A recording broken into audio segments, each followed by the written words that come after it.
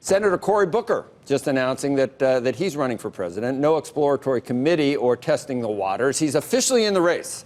Senator Booker plans to travel to Iowa next week and South Carolina and New Hampshire after that. Let's get some reaction to this announcement from our next guest. Let's welcome former New Jersey Governor Chris Christie.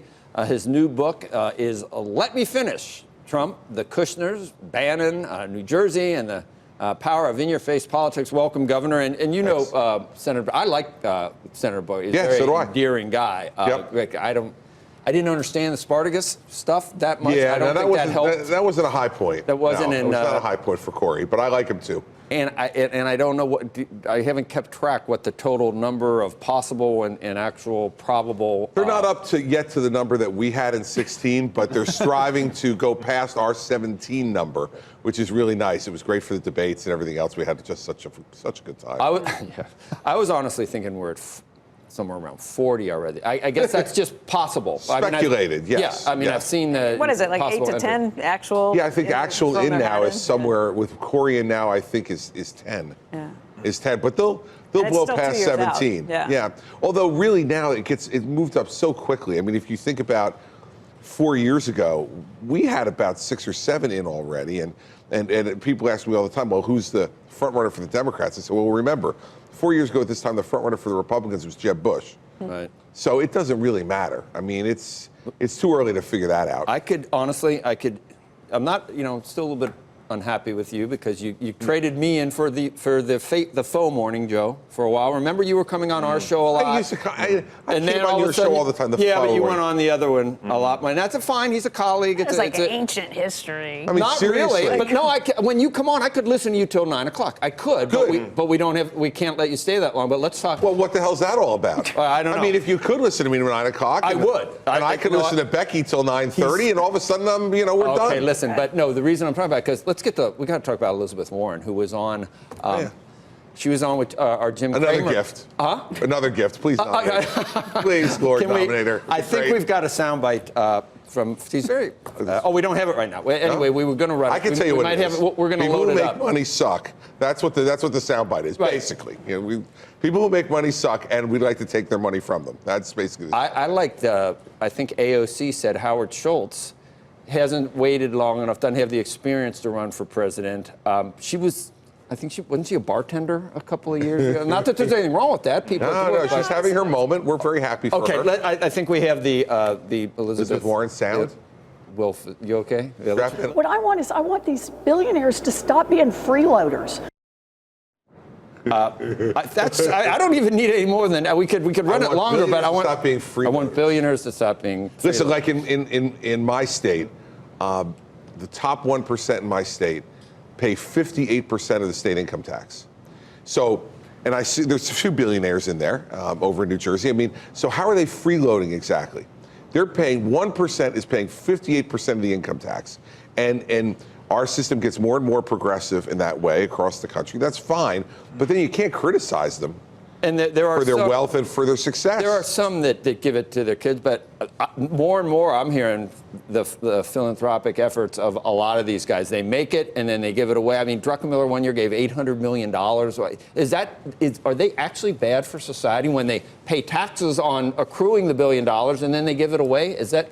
Speaking of, actually, we might have one sitting right. We have one of these evil guys sitting right here. That's what I was going to say. I was wondering when Alexis was going to confess. Yeah, exactly. I even thought I saw him. He was like this. I have two minds of this because I know, on the one hand, I know my parents benefited a ton from these programs. Like they told me about government cheese, and I was like, "What's that?"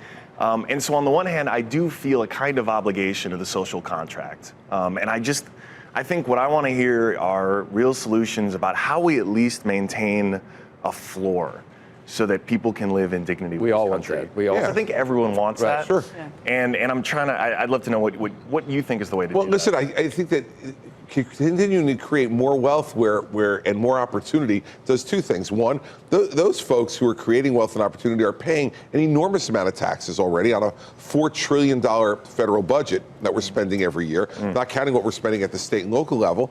And that'll continue to go up. I mean, it's not going to start going down. It's going to continue to go up. Secondly, it gives great hope to people. I want people to be looking at shining examples every day of what they can be. That's why I don't mind AOC.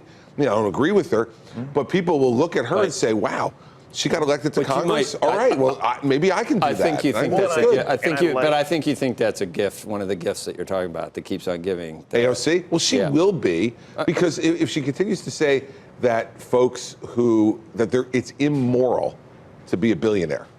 Right.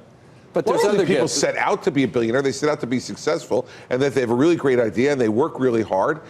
They could become that. I don't think all of a sudden they go from being moral to immoral. I mean, the whole Democratic Party is a gift that's giving right now. I do think that. I think Howard Schultz is speaking. I listen to what he's saying now. He's speaking to you, isn't he, Joe? He is compared to where the party is. All right.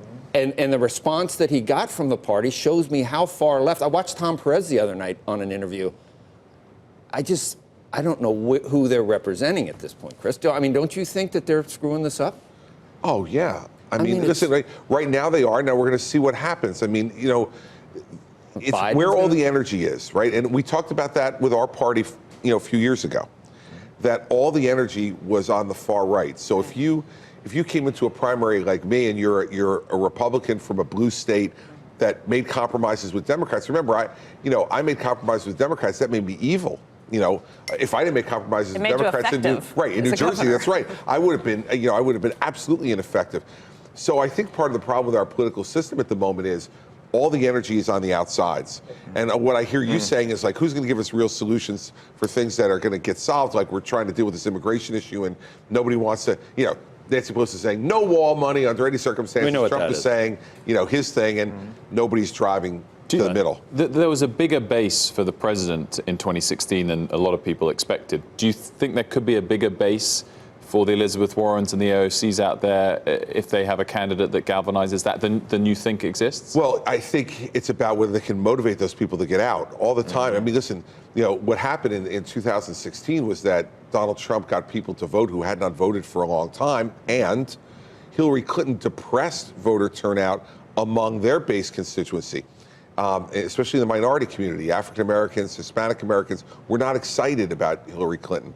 And so a lot of them just didn't come out. And so really there's going to be a lot of energy on the Democratic side this time, probably almost no matter who the nominee is. The question's going to be when they start talking about what they want to do, will that scare people? Who's the biggest and the most frightening candidate? If you're looking at Elizabeth Warren being a gift, who would you think is the most dangerous one? Well, listen, I think that right now it's going to be somebody like Biden, only because Biden threatens that base you're talking about with Trump.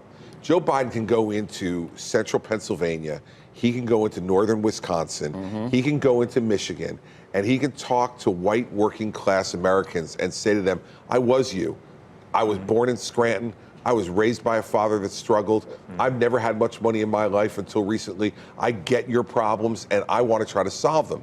Now, Joe's going to have to remain disciplined because people forget, with Trump saying all the stuff that he says and being as bold as he is, people they go, oh, Joe Biden, he's so stable. Well, Joe Biden is 0 for 2 running for president and said some really crazy stuff over time. And he's got to remain. He's been wrong on a lot of foreign he's been wrong on a lot of foreign policy stuff. He said, don't go kill bin Laden and a whole bunch of things. He was against the first Gulf invasion, against the first one. Yes, against the first one. For the second one. No, I had Robert Gates on. He said in 40 years, he's been wrong on every major foreign policy and national security. I don't think that most folks, unless we have a foreign crisis, are going to care about that. We're running out of time. As a member of the media, I mean, can you quickly, in a minute, just bash Trump as much as you possibly can while I have you here? No, I know. You've done that enough. You've been on your book tour. No. Nobody's been asking you. That's all they want. But listen,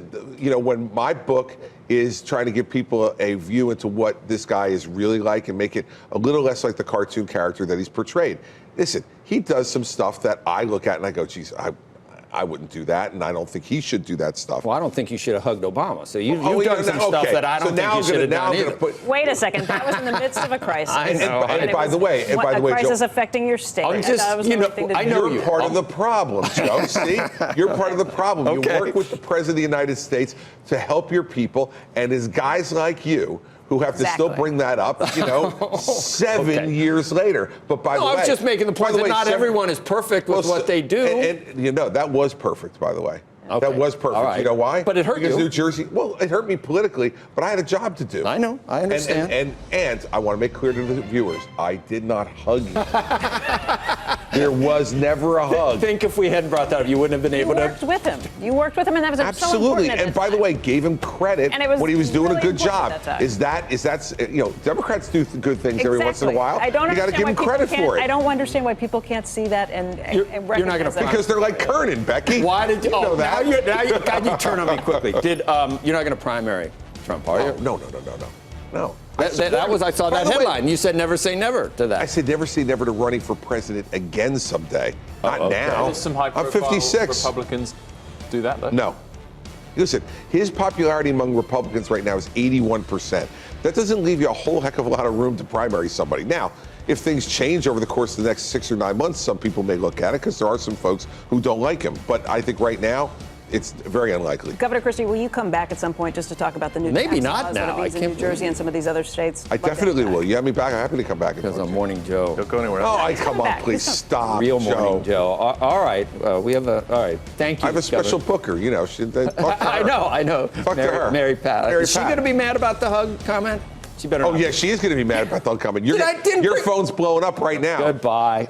Your most loyal, Former Governor your most loyal Chris fan. Christie, author of Let Me Finish. There it is. Come back.